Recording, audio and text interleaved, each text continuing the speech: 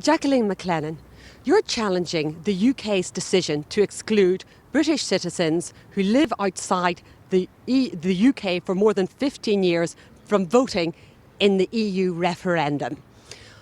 Why did you bring this case?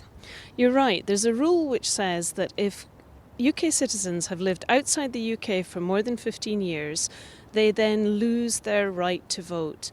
That's something which is very fundamental, and many countries say if you're a citizen of a country, you have a right to vote for the lifetime that you're a citizen. There are around about 2.2 million UK citizens who have lost their right to vote under this legislation.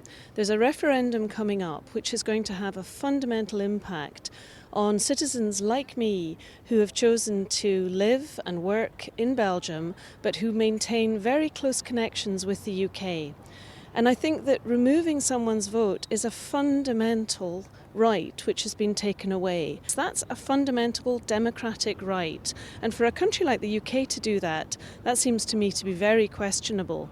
I feel that that's something that I wanted to take a stand on, and that's why I was prepared to be part of the case yesterday that challenged that piece of legislation.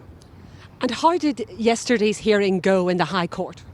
The hearing was a long day. There were two judges, they were very well prepared, they were very well versed in EU law, the two judges that heard the case.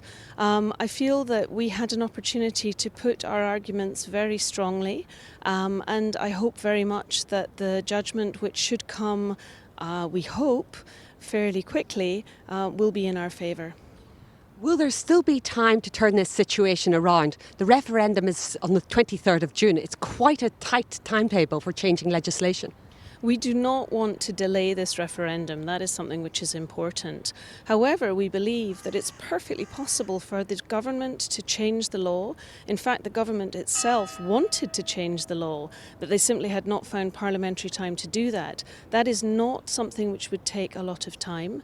And from a technological perspective, once the law was changed, it would be very easy to open up the voting register, allow citizens who are outside the UK to register and vote using the technology that everyone knows is available. There's really no barrier to the referendum being opened to citizens outside the UK.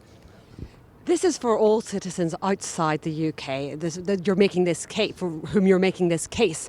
But is there a particularly strong argument for those who are resident in the EU outside the UK who have used the treaty to live and work in another EU country? Absolutely, because the arguments that we're bringing are that there is a penalisation of our rights under European law by excluding us from voting in this particular referendum.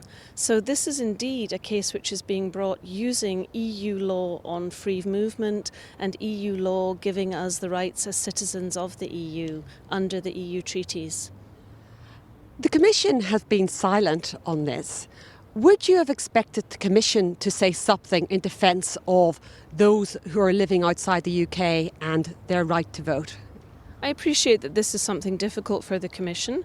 In the past, the Commission has made recommendations that there should be a vote which goes along with citizenship, and a vote that in a national election is not something which the Commission will generally take a view on, and it's not something which is required under EU law. But this referendum is different from a normal domestic election. This referendum has such an impact on EU law that from that perspective, I believe the Commission should be prepared to say this is the type of referendum where citizens should have a vote.